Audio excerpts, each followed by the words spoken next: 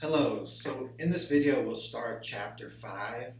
Chapter 5 has some important content, but unfortunately we have such little time in this class that we won't get to go into great depth on these topics. So we'll go through some of the main points of this chapter because some of these points are so important, but we will move a bit quickly through these topics. So some of the key words from this chapter: adjective clause, adverb clause, and noun clause. We have been looking at phrases in chapter 4 with gerund phrases, infinitive phrases, and participial phrases, but now we're going to look at a larger chunk of the sentence.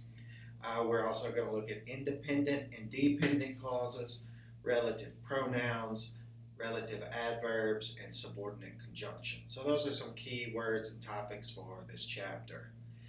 So to begin this chapter, this distinction between clauses and phrases is important. So a clause must have a subject and a tensed verb, right? A tensed verb meaning it is conjugated for the first or third person, right? Like, I think, you think, she thinks. Maybe it's in the past, maybe it's in the future, but we need a subject and a verb in a clause.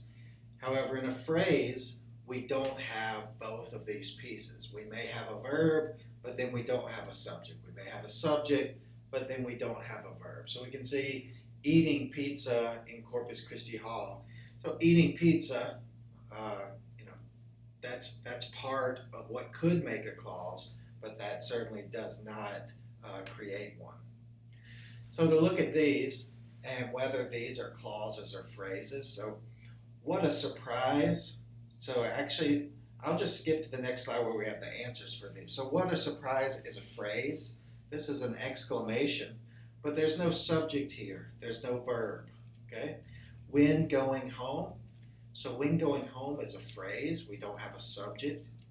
If uncomfortable, this is a phrase. We don't have a subject. That you are knowing well. So here is a clause. We have a subject, you, and we have a verb, are knowing. So we'll talk more about types of clauses in a moment, but first just recognize that this is indeed a clause because it has a subject and a verb. 5, also a clause. Because we have a subject and a verb, we can study. Sit down is a clause. We can imagine that there is an understood subject, so you sit. After studying for the quiz is a phrase. So we have studying, we have this gerund, but we do not have a verb. Kayaking through the bay, again we have the gerund kayaking, but we do not have a verb. In the cool darkness is a prepositional phrase. Whether I enjoy the book is a clause because we have a subject I and a verb enjoy. So we have 2 types of clauses. We have independent clauses, which some of you may have referred to in the past as main clauses. So main clause, independent clause, those express complete thoughts. They can be used as a sentence, they can stand alone. So I bought a puppy is a complete thought. It doesn't leave you asking more information. It doesn't leave you hanging. I bought a puppy has a subject and a verb. The second one is a dependent clause. Right? So this cannot stand alone. This is not a complete thought. So after I saw you is an example of a dependent clause. This isn't finished. After I saw you leaves the person wondering, well, what happened after I saw you, right? That is not complete, right? So a dependent clause must be attached to an independent clause. So after I saw you, comma, I bought a puppy. So it's important to notice here that when the dependent clause begins the sentence, it must be followed by a comma. So the comma says this next noun phrase is the subject of the independent clause. So are these dependent or independent clauses?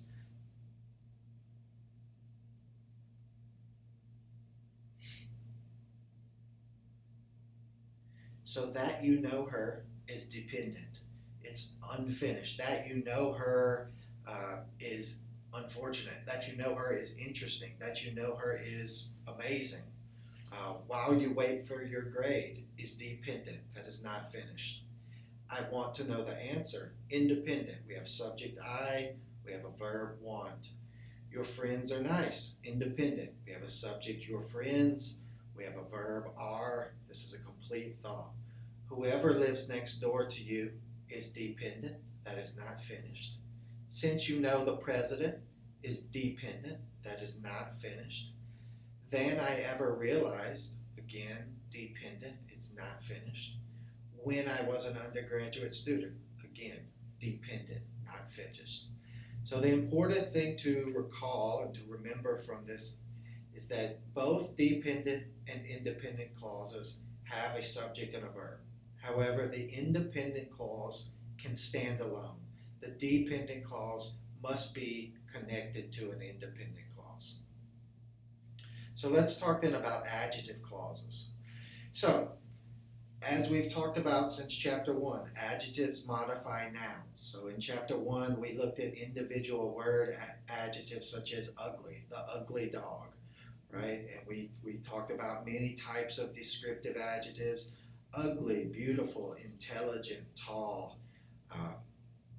We also looked at adjective clauses. Of course, in chapter 4, we were just looking at participles, and those are adjective clauses, right? Adjective phrases.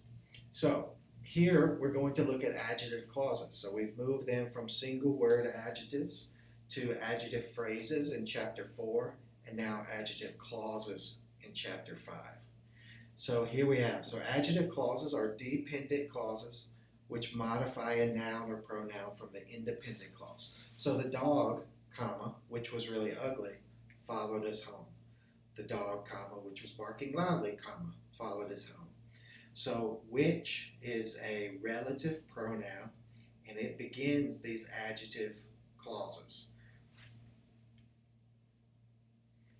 So adjective clauses usually modify nouns, so we have there must be a person who knows about coffee. So who knows about coffee is identifying a person. It's giving us more information about a person. The coffee that I like best is the medium roast, right? So that I like best is giving us greater information about coffee. I could certainly say that coffee is the medium roast, but that doesn't identify the specific coffee. So the coffee that I like best. I went to the coffee shop that is across from my house.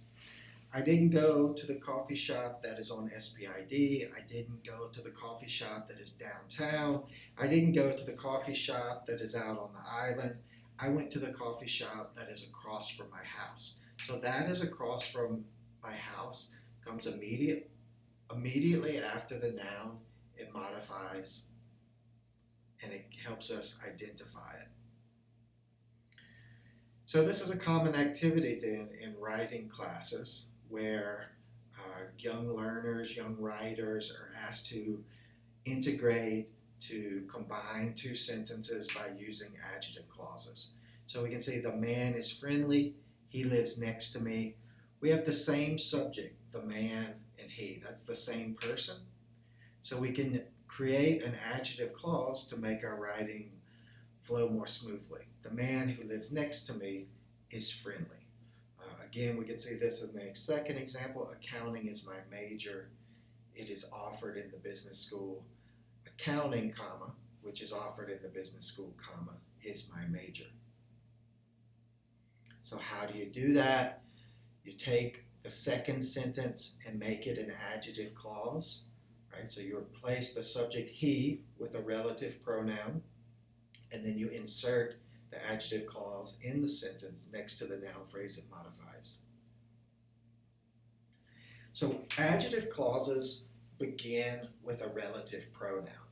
So who, whom, whose, which, and that. So these are key markers that will help you identify adjective clauses. Right? The man who is sitting at the bus stop is very old. The student who missed class. So who is the relative pronoun used for people? Whom is a relative pronoun that is rarely used. We won't talk about it in great deal The next one, the guy whose car was damaged, so whose has possession. Classes which are only offered, the players that mispractice. So again, adjective clauses begin with relative pronouns. So underline the adjective clauses here. Okay, so we do sometimes though delete relative pronouns.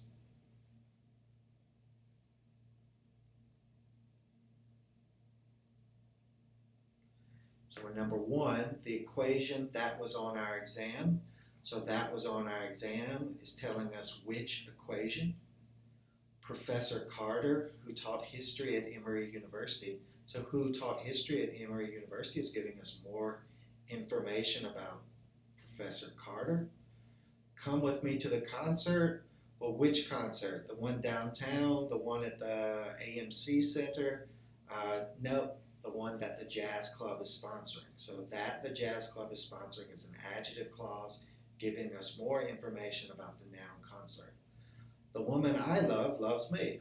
So we do often delete that. The woman that I love loves me. So that I love is an adjective clause. Well, which woman are you talking about?